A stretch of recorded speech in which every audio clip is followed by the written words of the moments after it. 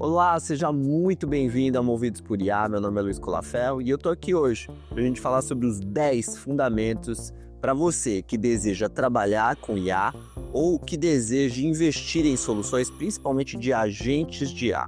Nós vamos mergulhar a fundo, abordar esses 10 fundamentos e vou te dizer por que você precisa saber um pouco mais sobre eles para conseguir avaliar projetos, poder se informar em relação às oportunidades que existirão e já existem, talvez na sua empresa, no seu negócio, na sua profissão, e também, quem sabe, construir agentes de IA muito em breve. É o tipo de conhecimento que vai te dar a base sólida para você poder ter esse tipo de envolvimento com os projetos de IA que estão por aí.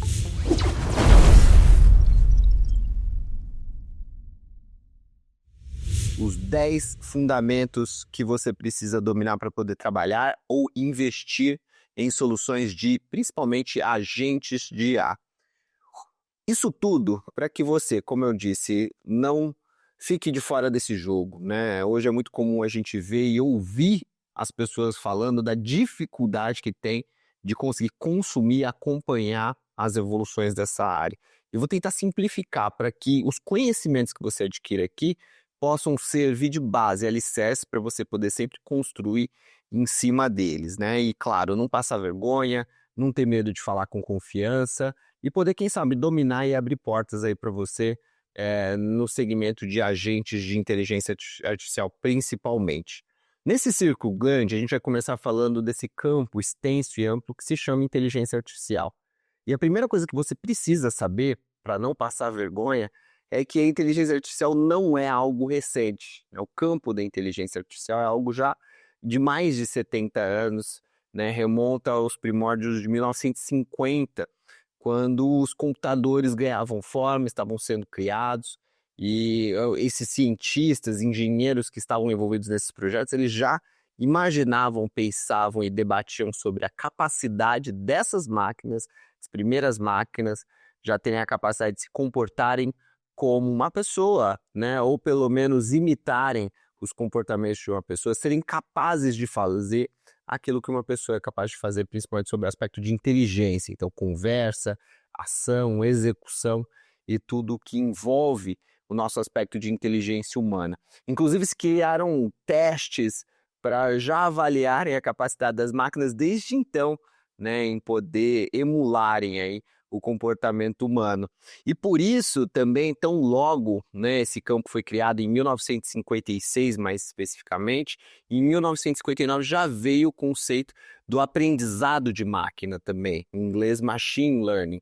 E esse conceito foi justamente, né, conceito, a ideia, o campo foi justamente criado para que a gente conseguisse criar mecanismos, estruturas que pudessem absorver o conhecimento, pudessem absorver a informação e gerar uma ação equivalente a uma ação humana, uma ação de inteligência humana, né? Inclusive, até imitando e buscando inspiração nas estruturas da própria inteligência humana, como é o caso da rede neural, é um dos grandes marcos da evolução do machine learning foi a criação das redes neurais artificiais para que a máquina pudesse, aos poucos, ir ganhando essa capacidade de inteligência.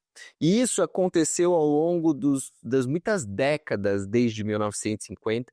As pesquisas foram avançando, os modelos foram melhorando, até que se chegou nesse estágio do deep learning, ou aprendizado profundo das máquinas, que se deu muito a partir dos anos 2000 por conta do advento da internet, da explosão da internet e da nossa dependência e cada vez mais relacionamento próximo às máquinas, mas principalmente da quantidade de informação que a gente passou a gerar e criar. Então esses modelos de aprendizado profundo, da aprendizagem da máquina em si, eles foram sendo capazes de absorver essas informações, essa grande quantidade de dados, também chamada de Big Data, né? Então isso tudo serviu de base para que esses engenheiros, cientistas, empreendedores, empresários já a partir dos anos 2000 começassem a treinar as máquinas uma quantidade muito grande de dados e então chegar onde estamos hoje, que é a IA generativa, a IA que tem a capacidade de criar conteúdos, criar informação, criar, né, novas formas de interação que emulam de uma forma muito bacana a inteligência humana. Então a gente consegue chegar muito perto agora, e claro, nesse estágio, conseguimos já criar agentes, e daí a ideia do agente humano, agente de inteligência artificial, que se comporta e parece mesmo, através de diferentes interfaces, parece uma pessoa, né? Então é muito interessante. A chegada da IA generativa é realmente um marco a partir de 2010, quando se criou aí as arquiteturas dentro da IA generativa capazes de serem treinadas nessas grandes quantidades de dados e gerarem, a partir desse treinamento, os conteúdos que a gente passa, então, a pedir, requerer na verdade, interagir aí, né? Tanto buscando conteúdo, criando conteúdo, quanto recebendo também informação. Então vai ser um grande marco, um grande momento. E a gente traça aqui, nesses primeiros 4 fundamentos que a gente cumpriu, a gente traça aqui um divisor de águas, porque quando a gente fala de inteligência artificial, mais recente, contemporânea, moderna, a gente tem que sempre se referir à inteligência artificial generativa, né? Para que você evite aí passar vergonha e falar que a inteligência artificial é algo recente, porque realmente aconteceu tudo isso dentro de uma história longa e muito mais abrangente do que esse breve resumo que eu coloquei aqui.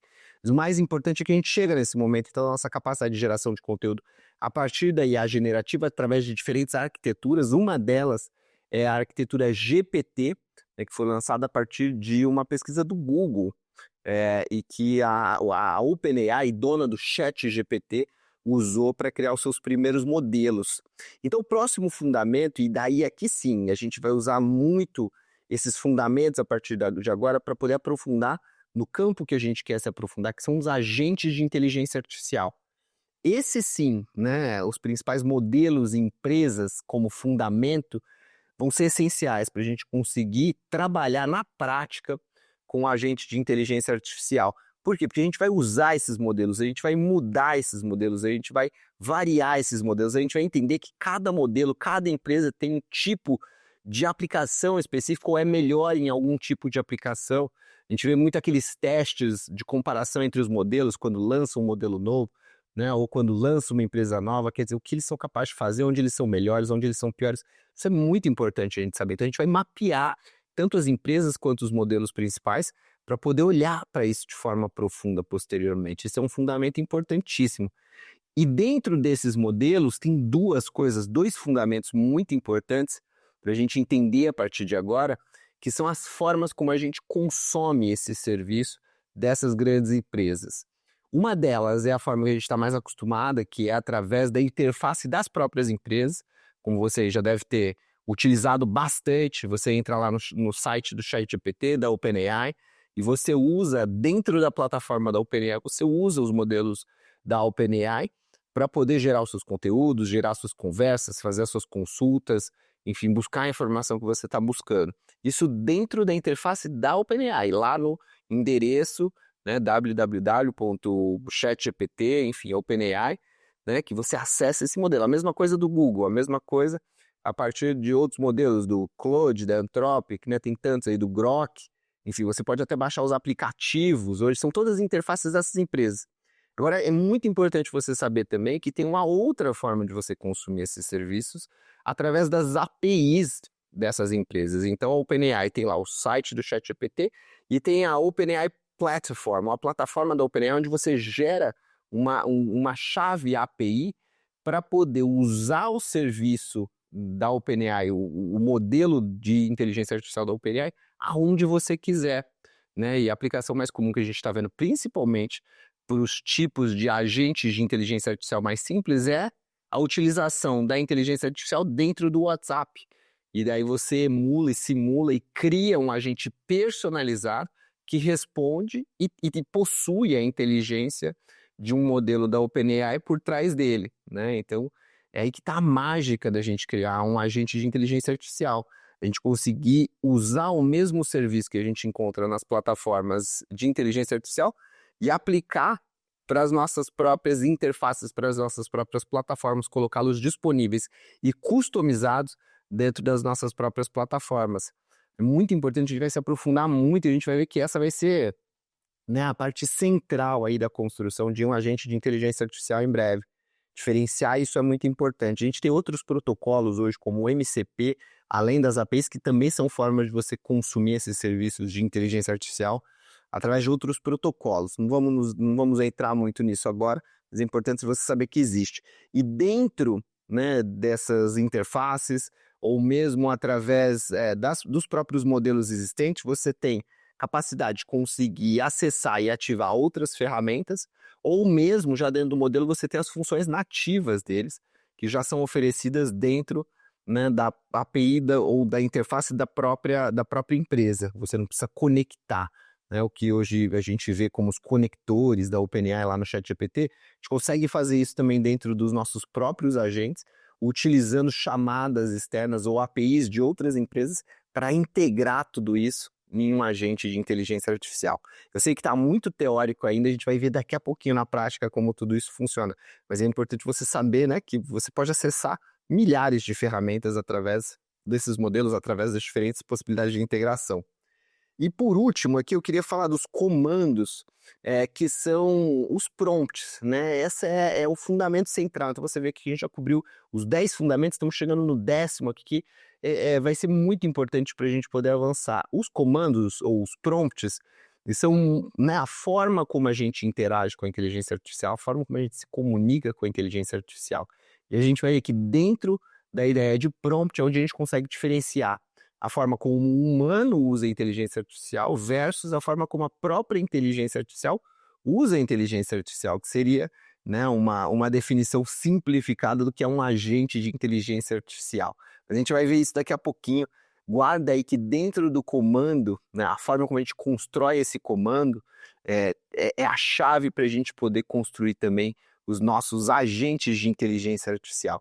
E aqui, antecipando um pouquinho do que tem por vir, eu queria falar, claro, sobre quais são as grandes oportunidades dentro desses fundamentos e dentro desses conceitos para você que deseja trabalhar ou investir em inteligência artificial, mas você já deve saber que a minha resposta aqui, se você já não respondeu da sua cabeça, a minha resposta aqui vai ser que essa grande oportunidade são os agentes de inteligência artificial. Por quê?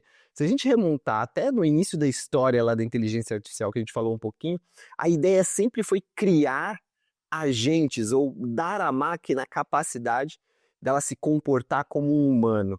E para isso, a gente pode, claro, utilizar a inteligência artificial como ferramenta, mas para que ela emule o comportamento de uma pessoa, a gente precisa criar um agente que tenha autonomia para se comportar como uma pessoa, que não dependa frequentemente, né, de uma pessoa de fato para que ele haja, ou reaja, ou, né, tome ações.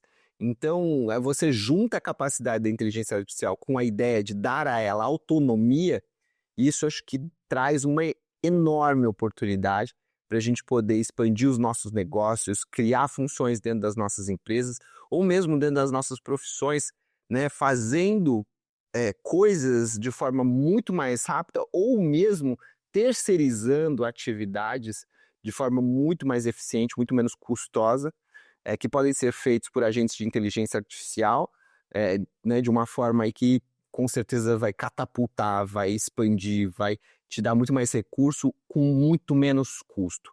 Então é por isso que a gente vai mergulhar em agentes de inteligência artificial, é por isso que eu estou aqui, é por isso que eu criei a Movidos. Eu acredito muito nessa oportunidade, mas mais do que falar sobre ela, eu vou te provar porque ela é tão boa. Mas isso na próxima aula, no próximo vídeo. Espero que você continue acompanhando aí essa nossa sessão e essa nossa sequência aqui de vídeos para que você mergulhe junto comigo nesse tema tão fascinante.